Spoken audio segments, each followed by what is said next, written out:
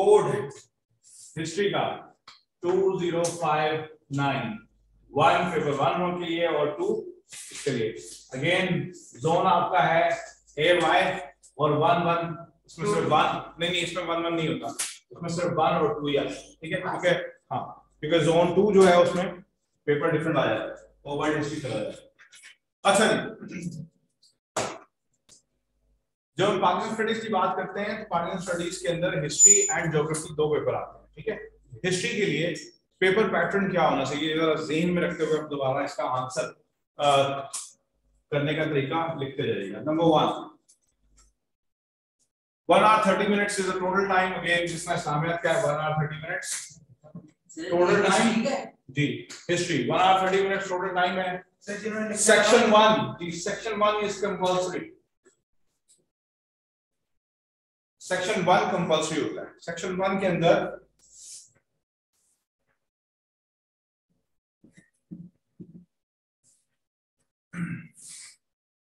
Four parts होते हैं।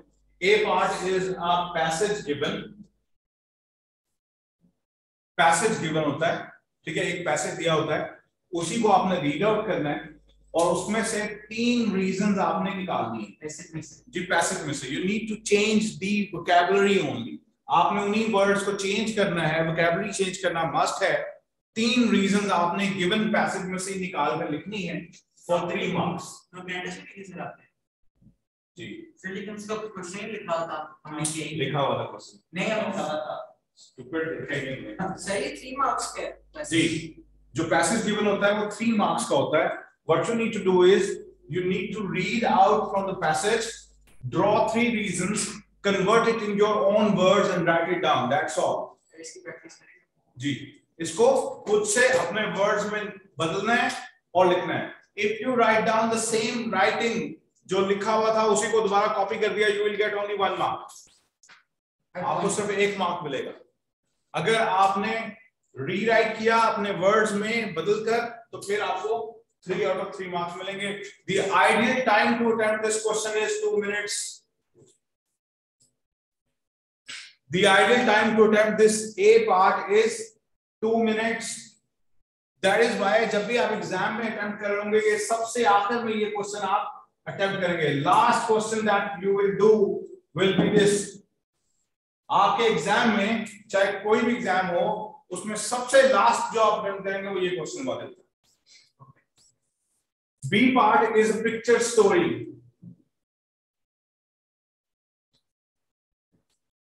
B part is a picture story. You will be given a picture. You will be given a picture and you will write it down about this. This part will be done in 2 ways. इसको 2 तरीकों में करना है और 2 parts में करना है। The first part, what you see in the pic. Explain the picture for 2 marks. आपने तस्वीर को एक्सप्लेन कर दिया, 2 मार्क्स मिल गए। Then you will relate the pic, relate the pic with the topic. You will gate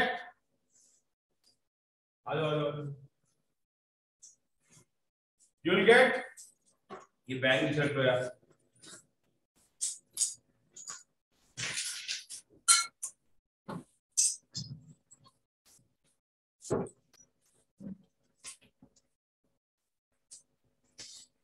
Relate the pic with the topic for 3 more marks. तो 2 marks आपने सिर्फ और सिर्फ पिक्चर को एक्सप्लेन कर दिया। 3 marks आपने उस पिक्चर को रिलेट किया जो बुक में टॉपिक था उससे और उसकी एक्सप्लेनेशन लिख दी। The ideal time to attempt this question is 6 minutes. So total 5 marks ji 5 mark का क्वेश्चन है, 6 मिनट्स इसका आइडियल टाइम है अटेम्प्ट करने के लिए। ठीक है, 6 मिनट्स आइडियल टाइम इसको अटेम्प्ट करने के लिए। क्लियर हो गया? Okay, then C part 7 mark question. और 7 मार्क क्वेश्चन की निशानी क्या होती है? It always starts from bye. So say hi, ठीक है, डोंट शाय। बाय। अब वाई कैसे? वाई का मतलब है you need to write down 3 reasons. आपको 3 रीजंस लिखनी है 3 पैराग्राफ के अंदर। 3 separate paragraph, 3 reasons will be explained. Simple. No intro is required, no conclusion is required. 3 reasons in 3 different paragraphs will be explained. No intro, no conclusion is required to write down this 7 mark question, which means total time to attempt this question will be 10 minutes. Total time to attempt this question will be 10 minutes. Then comes D part. It's a 10 mark question. It is also called essay type question. And for such questions, you need to write down about 375 to 400 words. 375 to 400 words are required for the D part. इसको आप 350 में लिख लेंगे तो कोई मसला नहीं, it's up to you, ठीक है। 16 minutes. Total time to attempt this question is 12 minutes. Total time to attempt this question is 12 minutes. अब इसको बता रहा हूं कि एक्सप्लेन कैसे करना है। जो 7 मार्क्स वाला था उसमें कितने वर्ड्स? उसमें तकरीबन आपको लिखने होते हैं 300 275 बस। यानी कि अगर आपको अगर सिंपल बताऊं ना तो बताता हूं, अभी तो उसकी डिटेल में जाता हूं। जब मैं डिटेल में जाऊंगा फिर बताऊंगा। कैम्ब्रिज कहता है कि अगर if you right 11 words in 1 line, ठीक है, तो 22 लाइंस आर इनफ। कितनी बनी? 242 250, ठीक है। तो अगर आपने 11 वर्ड्स लिखे एक लाइन में तो 22 lines for 7 mark question are sufficient. But again it all depends on you, how verbatim are you, how good are you in playing with words, ठीक है। सो इट मे एक्सीड और may reduce depending on your vocabulary, आपकी vocabulary पे। तो Cambridge ये कहता है कि 11 वर्ड्स अगर एक लाइन में है तो कम से कम 22 लाइंस लिखनी है आपने। सो दैट्स ऑल फाइन, ठीक है। और अगर इसको और आसान बना दूं तो इसके लिए आप ये देखें कि आपके हर 7 मार्क क्वेश्चन में जो रीजंस हैं, 5 लाइन में अगर एक रीजन एक्सप्लेन हुई है तो 3 पैराग्राफ 5-5 लाइनों के इनफ है, ठीक है। अच्छा, अब बात करते हैं और आगे। 10 मार्क क्वेश्चन बता रहा था आपको कैसे करना है। 10 मार्क क्वेश्चन स्टार्ट कैसे होता है? इंट्रो से, जो कि जनरल इंट्रो होगा regarding with the question. General intro कितनी लाइंस का होगा? 1 to 2 लाइंस। 1 to 2 लाइंस का इंट्रो आप लिखेंगे फॉर 10 मार्क्स। फिर इंट्रो के बाद मोस्ट इंपॉर्टेंट रीजन पे एक पैराग्राफ बनेगा, देन सेकंड रीजन पे एक पैराग्राफ बनेगा, थर्ड रीजन पे बनेगा। So every reason you will make a paragraph, separate paragraph. For every reason you will make a separate paragraph, ठीक है। सो 10 मार्क क्वेश्चन के लिए ideally speaking you need to mention about 3 to 4 reasons. For 10 mark question you need to mention about 3 to 4 reasons, ठीक है। So for every reason you need to make a separate paragraph, और then end में conclusion लिखेंगे आप। Conclusion I agree नहीं होना चाहिए, in my opinion नहीं होना चाहिए। These words are strictly prohibited not to use these words. I agree, in my opinion, according to me नहीं आएगा। क्या होगा? It could be said that, we could conclude that from the above discussion we could deduct that you will write down conclusion in third person. Third person में लिखेंगे. Third person क्या होता है? The one who is telling the story. Third person के तौर पर लिख रहे होंगे. So conclusion within 1 to 2 lines again. So the total time required is 12 minutes. This is how you will be done with 10 marks question. Online हजरात क्या आप सबको समझ आ गई है?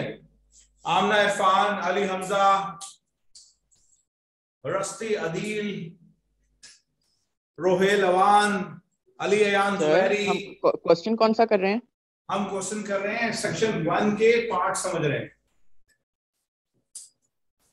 सर अभी इंटरनेशनल रिलेशंस ही नहीं खत्म हुआ. नहीं वो अब आपका अभी कुछ दिनों के लिए ब्रेक पे रखो. ब्रेक पे पाओ. अब दोबारा जब वापस आएंगे तो फिर उसको कंप्लीट करेंगे. अभी सेक्शन 1 से दोबारा 0 से शुरू कर रहा हूँ. तो उसके कोई क्वेश्चन बैंक वो मिल जाएगा. उसका क्वेश्चन बैंक सेक्शन 1 का. हाँ सबर अभी सेक्शन 1 स्टार्ट नहीं हुआ. पेपर पैटर्न बता रहा हूँ जी. अली हमजा, अली अयान जुबैरी, आमना इरफान, रास्ती अदील. Any question? समझ आ रही है. आपको समझ आ रही है? ओके. आमना इरफान को समझ आ रही है? चलो जी सर. Okay great. यहां तक किसी को कोई क्वेश्चन, कोई एम्बिग्विटी, कोई टेंशन, कोई डिप्रेशन नहीं? ओके. ये तो था सेक्शन 1. ठीक है, जो कंपल्सरी है और वो किसी भी सेक्शन से आ सकता है. पहले होता ये था कि यस. आपने रिलेशंस, फॉरेन रिलेशंस खत्म क्यों कराया अभी? जी हमने आधा अभी शुरू किया था फॉरेन रिलेशनशिप्स और आप उसको कह रहे हैं कि होल्ड पे रख दें. एक चैप्टर था ना, क्यों होल्ड ऑन कर दिया. 3 जनवरी से एक नया सेशन शुरू हो गया. नए लोग आ गए, इसलिए अब दोबारा से 0 से स्टार्ट करना जी. पेपर जो होता है ना, पेपर, ये सेक्शन 1 बुक का सेक्शन 1 नहीं है. ये पेपर 1 है. पेपर के अंदर सेक्शन 1 जो होता है वो कंपल्सरी आता है. आपको उसका क्वेश्चन अटेम्प्ट करना ही करना है. Section 1 is compulsory. वो आप सेक्शन 1 से आए बुक के, सेक्शन 2 से आए, सेक्शन 3 से आए, वो आपने करना ही करना है. ठीक है, उसके पार्ट ऐसे. अब आ रहे हैं सेक्शन जो बाकी, जो बी पार्ट होता है पेपर का, जो सेक्शन 2 है. सेक्शन 2 में क्वेश्चन जो होते हैं, कितने क्वेश्चन पहला तो आपने कर लिया, तो पीछे कितने रह गए? 4 questions will be given in section 2 और हर एक का पार्ट होगा A, B एंड C. जी, इसमें से आपको 2 मोर करने होंगे, यानी कि आपने सिर्फ टोटल 3 क्वेश्चंस अटेम्प्ट करने हैं out of 5. Section 1 is compulsory, rest you need to attempt 4 में से 2 क्वेश्चंस. ठीक है, 4 में से 2 क्वेश्चंस अटेम्प्ट करने हैं. ईच क्वेश्चन जो टोटल क्वेश्चन होगा, यानी कि ईच पार्ट, वो 3 उसके क्वेश्चन होंगे और 25 मार्क्स ईच का होगा. सर हम इस तरह नहीं कर सकते कि दो टॉपिक्स पेपर तो हम सारे उसी बेटे ऐसे ना कर ले कि एग्जामिनर को कह दीजिए कि वो पहले ऑनलाइन खोल करवा ले, फिर वो उसमें से चैप्टर तो आपकी क्वेश्चन. इतना आसान नहीं है ना. जिंदगी इतनी आसान हो तो क्या ही बात है. ठीक है, इतना आसान नहीं है. इसको पढ़ना है आपको सारी. इन शॉर्ट आपका काम है पाकिस्तान की हिस्ट्री को आपने समझना है. जिंदगी को देखो, जिंदगी में मुख्तलिफ काम आते हैं. अगर आप इस हिस्ट्री को कड़वी दवाई समझ के लेंगे तो फिर ये वाकई कड़वी लगेगी. और अगर आपने देखो ना, जिंदगी को गुजारना है, हर उस मुश्किल लम्हे से गुजरना है, हर उस आसान लम्हे से भी गुजरना है. तो अगर तो आप इसको एंजॉय करके गुजरोगे तो एंजॉय हो जाएगा, और अगर आप इसको मुश्किल से गुजरो तो तब भी जाएगा, लेकिन तब जरा कड़वाहट ज्यादा आएगी. ठीक है, तो कड़वापन को दूर करने के लिए अपने ब्रेन को समझाना है कि it's all about history that you are going to study. History of Pakistan आप पढ़ने जा रहे हैं और बस अपने ब्रेन को फोकस करवाना, तो खुद आपके लिए जिंदगी आसान हो जाएगी. Coming back to the topic, A part is 4 mark question which will start from what? Most probably what से शुरू होता है, 4 mark question होता है. इसका आंसर कितनी लाइन में करना होता है? 7 to 8 lines, 1 paragraph,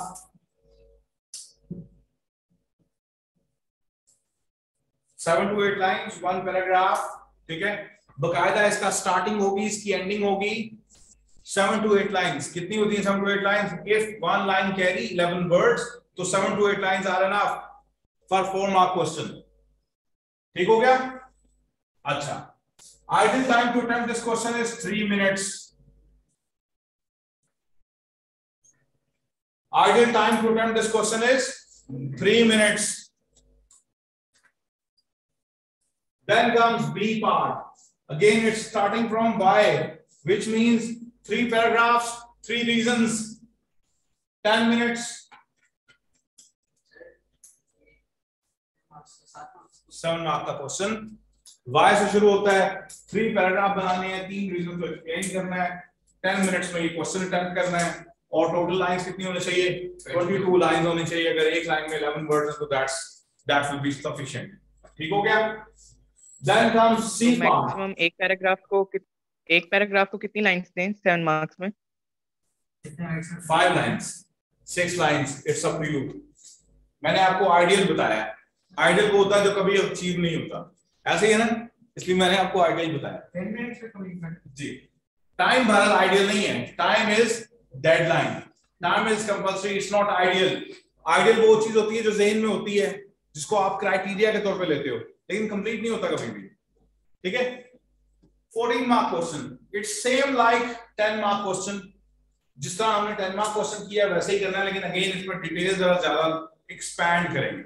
इसको भी ऐसे टाइप क्वेश्चन कहते हैं. तो इंट्रो होगा इसका पहला, जो कि जनरल होगा लेकिन रेलेवेंट टू क्वेश्चन होगा, which means you will write down about 2 to 3 lines.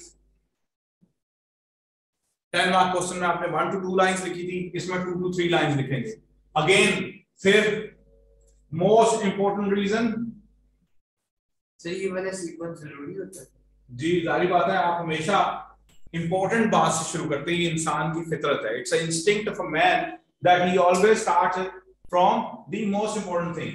Sir अगर आप पहले सारे रीजंस वगैरह बता दें कि इससे ये होगा, इससे ये होगा, और फिर बाद में कहेंगे हम इससे कंक्लूड कर सकते हैं, ये सबसे इंपॉर्टेंट है. नहीं, आप हमेशा सबसे इंपॉर्टेंट चीज पहले बताते हैं, फिर उसके बाद उसके रेलेवेंट, फिर अदर, फिर अदर, फिर अदर, फिर इस तरह चलते हैं. तो अगेन 3 to 4 रीजंस आपने एक्सप्लेन करनी है 14 मार्क क्वेश्चन में. तो पहले मोस्ट इंपॉर्टेंट रीजन, फिर उसके बाद हर रीजन के लिए आपने एक अलग पैराग्राफ बनाते गए. एंड में कंक्लूड करना है. कंक्लूड कितनी लाइनों में करना है? अगेन 3 to 4 लाइंस में आप कंक्लूड करेंगे. Conclusion will not start from I think that, I believe that, in my opinion. ऐसा नहीं होगा. आप लिखेंगे we could say that, from the above discussion we could deduct that, we could conclude that, in short we could say that. इस तरह की बात लिखेंगे. ठीक हो गया? अक्सर मैंने क्वेश्चन लिखा होता है, क्वेश्चन आया होता है डू यू एग्री और नॉट. सबसे पहली लाइन लिखी होती है यस आई एग्री. नहीं लिखेंगे आप आई एग्री. आपने कभी भी किसी भी चीज में अग्री नहीं करना. Even if you are agreeing, you are not going to write down the way it will be. हाँ, आपने स्टार्ट अग्री से नहीं करना. आपने सिंपल कंक्लूजन पे एंड में आप लिखेंगे वी कुड से दैट, बस उसी में आप ऐड करेंगे. बीच में आप नहीं बता रहे होंगे, रीजनिंग आप लिख रहे होंगे क्वेश्चन के लिए. अब इसकी डिटेल में जाते हैं कि कैसे कौन से क्वेश्चन आते हैं. यूं आपका ये पैटर्न कंप्लीट होता है. इसका ideal time to attempt is 15 minutes. 14 mark question को अटेम्प्ट करने के लिए ideal time is 15 minutes. Number नहीं करते, देखा ना. अब मैं आपको एक एग्जांपल दूंगा प्रैक्टिकली. होता क्या है हमारे साथ. देखिए ये टाइम क्यों बताया आपको. Why I have told you time?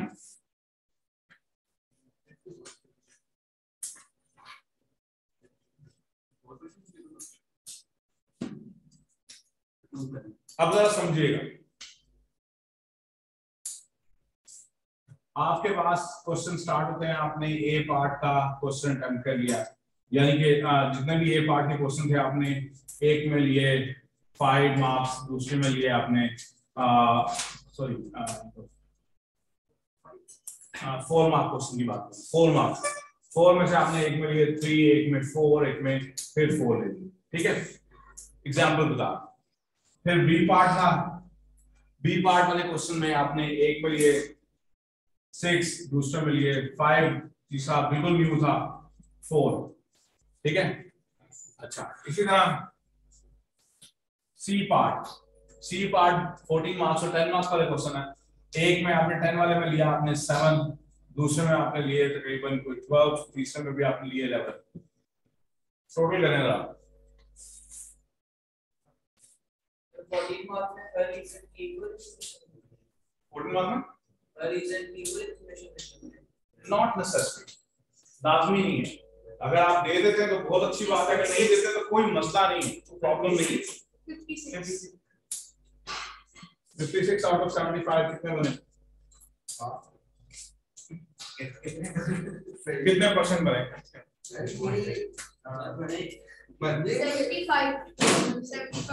75%।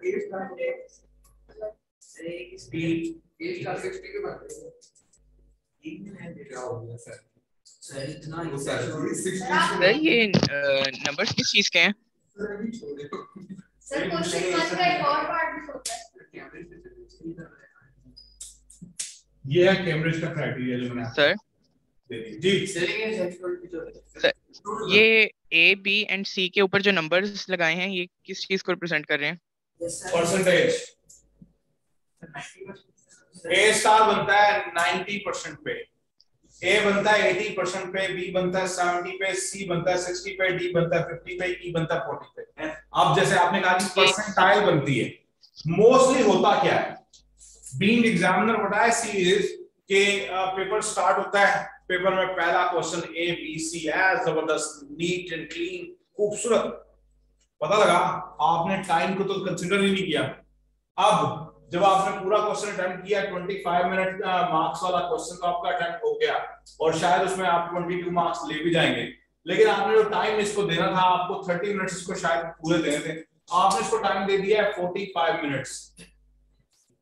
ठीक है, आपने इस पूरे ए बी सी पार्ट को सेक्शन 1 को, हाँ सेक्शन 1 को आपने 45 मिनट्स दे दिए। पीछे कितने रह गए? जब ऐसे कितने देने होते हैं? आपने टोटल 30 मिनट्स देने हैं। 15 मिनट, ठीक है। अच्छा 15 मिनट आपने जाया कर दिए। 15 मिनट का मतलब आपने एक 14 मार्क्स पूरा जाया कर दिया क्वेश्चन। अब बाकी आपने ए बी सी अगला क्वेश्चन अटेम्प्ट करना है तो 45 और इस पे लग गए हैं। कितने हो गए? 90 मिनट्स तो यहाँ गए, ठीक है। 130 हो गया, 130 1 आवर 30 मिनट्स हो गए, तो एक क्वेश्चन पूरा निकल गया 30 मार्क्स का। क्या करेंगे? रोएंगे ना, तो फिर जंप कहाँ लगी? अब अगर आप सोचेंगे आपने ये दो क्वेश्चन किए, एक पार्ट में 22 मार्क्स, दूसरे में भी सपोज 20 मार्क्स, कितने आए? 42 आउट ऑफ 75 कितने बने? कितने परसेंट बने? 90 कितने परसेंट बने? 56। इसके बीच में सी या डी के बीच में आपको ले जाना है, which means आपको अपने टाइम को बड़ा ही रैशनली कंसीडर करना है। History paper is all about time game, चलती ही टाइम की गेम है। अगर आपने जरा सी भी लग्जरी दिखाई, गॉन। अब अगेन यहाँ पे जीतेगा कौन? जीतेगा वो जो राइटिंग प्रैक्टिस का आदी होगा।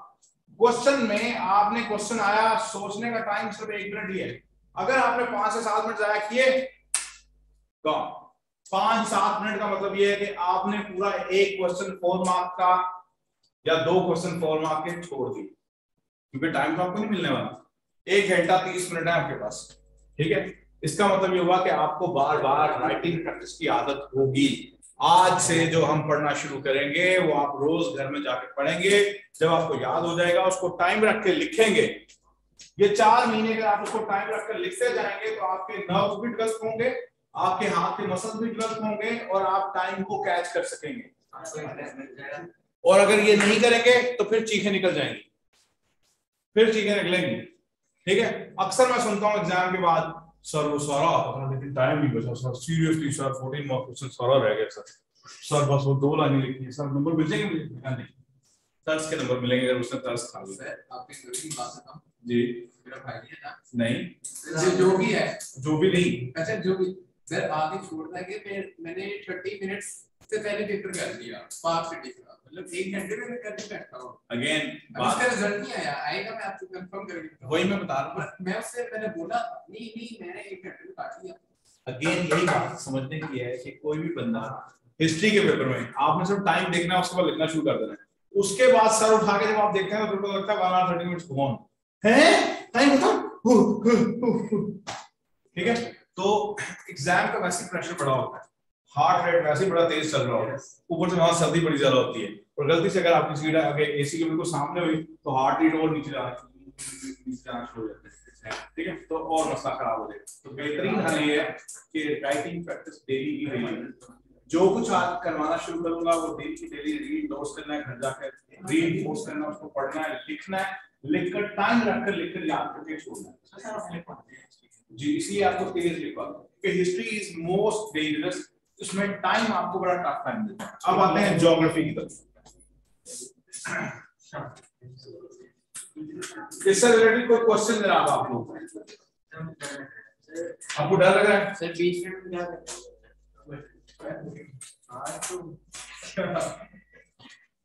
अब बात करते हैं ज्योग्राफी। हिस्ट्री और ज्योग्राफी के नंबर मिलाकर A स्टार 90% बनता है। ये बात मैंने अभी नहीं बताई, इसलिए बता दूं। हिस्ट्री और ज्योग्राफी के नंबर मिलाकर A स्टार बनता है। Most of the time geography is a face saving product. आपका फेस सेव करने में ज्योग्राफी आपको हेल्प करती है, लेकिन दिस ईयर ज्योग्राफी का पेपर जो इस साल आया बहुत ट्रिकी, बहुत मुश्किल। हर वो बंदा जो पेपर देने गया उसने वो बाद में पसीने लेके आया, उसको कहा पेपर कैसा था, उसने समझ नहीं कैसा था। जिससे पूछा उसने कहा समझ नहीं आई कैसा था, अजीब सा है। मतलब क्या उसमें फारसी आ गई, क्वेश्चन लिखी थी।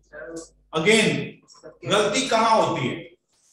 For many years we were taking geography paper as for granted। तो वो ना पढ़ा देंगे, मुझे आता था, क्योंकि आप एक दफा पास पेपर को गो थ्रू कर लेते हैं तो आप कहते हैं बस मुझे आ गया, लेकिन ऐसा नहीं है। Geography is again a tricky paper and it requires full length struggle as well. Why? Because you need to learn the knowledge from the book। कोई नोट्स, किसी तरह की कोई हेल्प बुक काम नहीं आएगी। अगर आपने सिर्फ और सिर्फ ज्योग्राफी की बुक को पढ़ा है ना और उसकी डिटेलिंग पढ़ी है, जैसे मैं आपको अभी करवाता रहा हूं ना, ये मैं सिर्फ बुक से आपको क्यों पढ़ा रहा था जान के, इसलिए पढ़ा रहा था ताकि आप लोगों को पता लगे कि बुक के अंदर पढ़ने वाली चीजें कौन कौन से नॉलेज की चीजें हैं। बस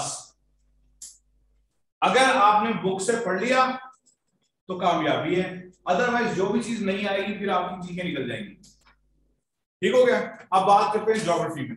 ज्योग्राफी में मैप्स दिए होते हैं, लोकेशंस दी होती हैं। अब जरा पहले ये समझना, मुझे अक्सर क्वेश्चन आता है सर वो मैप्स नहीं समझ आते, वो मैप्स होते हैं सर वो ना टांगे खपने लग जाती है, समझ नहीं आता, वो दिमाग ना काला हो जाता है, सब कुछ नहीं समझ आता। कोई बात ये है कि कोई भी चीज आपसे ऐसी नहीं पूछी जाएगी जो डिफरेंट हो। मैंने आपको पहले बताया कि आपको ज्योग्राफी के अंदर पहले तो बात यह है कि मैप के अंदर ये पता होना चाहिए कि प्रोविंसेस कितने हैं, प्रोविंसेस की बाउंड्रीज कौन कौन सी। अभी जो इनिशियल आपको बता रहा हूं कैसे ए से शुरू करना है, वो पहला पॉइंट जो हम सबका मिसिंग होता है वो क्या है, हमें प्रोविंशियल बाउंड्री ही नहीं पता होती, हमें पता चलता सिंध कहाँ है। मैंने एक लड़के को कह दिया, वो ना पिछले साल इंग्लिश में मेरे पास आया जब पेपर स्टार्ट होने वाले थे, ये तो लेट यानी कि अप्रैल के पास मेरे पास आया और मैंने उसको कहा बुक खोल के मैंने मैप पे मैंने कहा इधर हाथ रख बलूचिस्तान कहाँ है, सर इधर ही होगा, इधर ही होगा। पंजाब में हाथ रखेंगे सर ये तो नहीं है। मैंने कहा यार तुझे ये नहीं पता कि बलूचिस्तान किधर है। मतलब ये कि अगर आपको प्रोविंशियल बाउंड्रीज नहीं पता तो फिर बहुत सारा काम आपको नहीं आएगा। तो पहली बात जो आपको समझ आनी चाहिए, आपने जाकर आज गूगल पे, गूगल पता ना, मेरे वैसे तोते का नाम गूगल है, लेकिन एक गूगल वो है जिसको आप सर्च करते हैं, ठीक है, इंटरनेट पे। नहीं मेरे हाँ सर्च इंजन, मेरे तोते का नाम वैसे वाकई गूगल है, हाँ बोलता है। अच्छा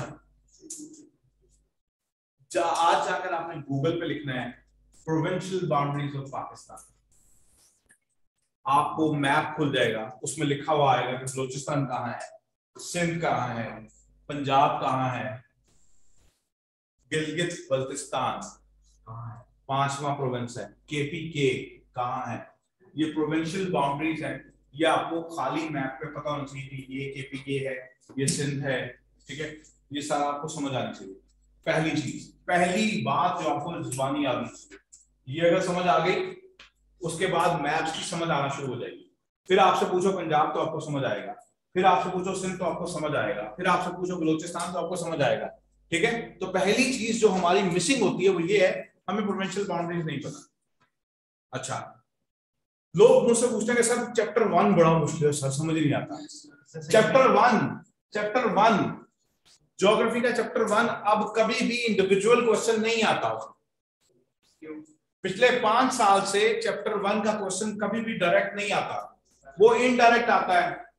जितने भी चैप्टर हैं चैप्टर 8 तक, चैप्टर 1 से चैप्टर 8 तक, these are subsidiary to these 4 chapters 9, 10, 11, 12. 9, 10, 11, 12 ये है मेन चैप्टर। पॉपुलेशन है लास्ट, पॉपुलेशन को चैप्टर 1 के साथ मर्ज किया होता है कि पॉपुलेशन कितनी कौन सी जगह पे है। चैप्टर 11 चैप्टर 7 के साथ मर्ज किया होगा, transport and agriculture. Chapter 6 fisheries, इसको फिशिंग इंडस्ट्री को, इसको चैप्टर 11 के साथ चैप्टर 12 के साथ मर्ज किया होगा। ज्योग्राफी का कोई भी chapter as an individual question नहीं आता। एक क्वेश्चन होगा उसमें एक ए पार्ट दिया होगा एग्रीकल्चर से, बी पार्ट दिया होगा पावर रिसोर्सेज से, सी पार्ट होगा उसका, लेकिन सारे एक दूसरे में इंटरमिंगल होंगे मिनरल रिसोर्सेज से। अभी पेपर में देख लो, तुम्हारे जो पेपर में क्वेश्चन आएंगे अभी, अच्छा दिखाता हूँ, वो भी टाइम आउट हो गया।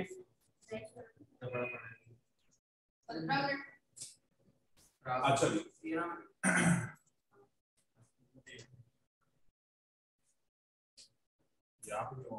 अच्छा खैर, तो पहली बात ये। अब आते हैं क्वेश्चन टाइप कैसे होती है। मैं आपको इसकी डिटेल दूंगा कि व्हाट टाइप ऑफ वोकैबुलरी आपसे पूछी जा सकती है। लिखा होता है एक्सप्लेन, तो आपको एक्सप्लेन में क्या करना है। फिर आपको लिखा होगा पॉइंट आउट, तो पॉइंट आउट में क्या करना है। डिस्क्राइब, तो उसमें क्या करना है। सिर्फ अभी आपको सिर्फ मोटी मोटी इंफॉर्मेशन दे रहा हूं जो आपको समझ नहीं आनी चाहिए।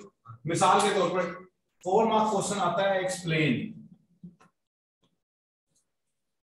एक्सप्लेन, तो एक्सप्लेन वाले क्वेश्चन को क्या करना है आपने, सिर्फ 8 लाइनों में 8 लाइंस के साथ, क्योंकि आप उसमें भी ज्योग्राफी में गिवन लाइंस होती हैं, आपको गिवन पेपर होता है उसमें लाइंस गिवन होती है, तो 8 लाइंस के अंदर 4 मार्क क्वेश्चन करना होता है नॉर्मली। 8 लाइंस के अंदर 4 मार्क क्वेश्चन करना है, और क्योंकि 4 मार्क का क्वेश्चन है तो 4 रीजंस को एक्सप्लेन करना है। 4 रीजंस को, अगेन अगर आप इसको बुलेट पॉइंट्स में लिख देंगे तो आपको मार्क्स नहीं मिलेंगे। पैराग्राफ में एस्टैब्लिश स्टेटमेंट के अंदर आप इसको लिखेंगे तो 4 मार्क्स के लिए 4 रीजंस बहुत है, ठीक है। खैर अभी छेड़ना नहीं। अब इस तरह एक 6 मार्क का क्वेश्चन आता है, उसमें 2-3 वेरिएंट है। 6 मार्क का एक क्वेश्चन आता है जिसमें डायरेक्टली एडवांटेजेस और डिसएडवांटेजेस पूछे जाते हैं। वो तो सिंपल 12 लाइंस में आपने 6 लाइंस एडवांटेजेस, 6 लाइंस डिसएडवांटेजेस, और उसमें भी 3 एडवांटेज 3 डिसएडवांटेज बता दिए। कितने बताने, 3 एडवांटेज 3 डिसएडवांटेज, आपका आंसर कंप्लीट हो। लेकिन इससे हटकर अगर क्वेश्चन आता है टू व्हाट एक्सटेंट,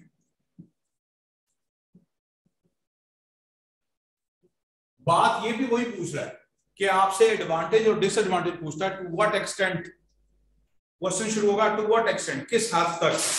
तो again you need to write down 12 lines में आंसर कंप्लीट करना है। 6 लाइंस प्लस और प्रो, 6 लाइंस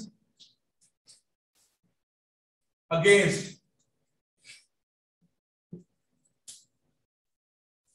ठीक है।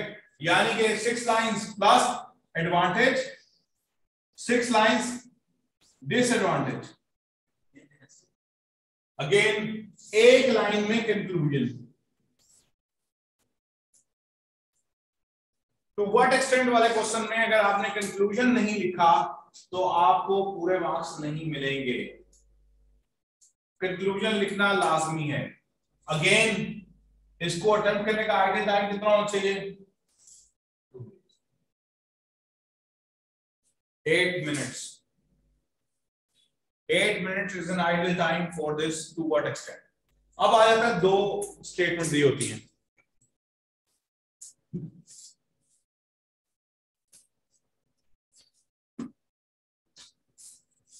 एक स्टेटमेंट ए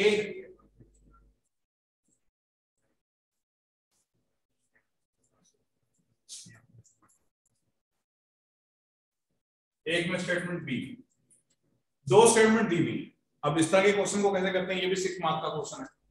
अगेन आप दोनों स्टेटमेंट्स को अलग-अलग दो पैराग्राफ्स के अंदर 12 लाइंस में, अगेन 12 लाइंस, 6 लाइंस इसके लिए, 6 लाइंस इसके लिए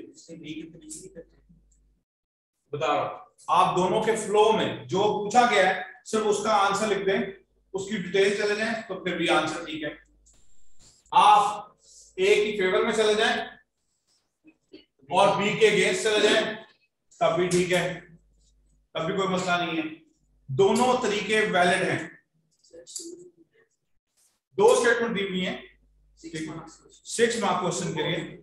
आप दोनों स्टेटमेंट के फ्लो को सिंपली, दो स्टेटमेंट जो दी हुई है आप दोनों की डिटेल लिख देते बस, तो ठीक है, और इसमें कंफ्यूजन की जरूरत नहीं है। ठीक है, स्टेटमेंट ए स्टेटमेंट बी आपने लिख दिया, ठीक है। आप इस तरह भी कर सकते हैं कि स्टेटमेंट ए की फेवर में लिख दें, स्टेटमेंट बी की अगेंस्ट लिख दें, या वाइस वर्सा, यानी स्टेटमेंट बी की फेवर में लिख दें, स्टेटमेंट ए के अगेंस्ट लिख दें।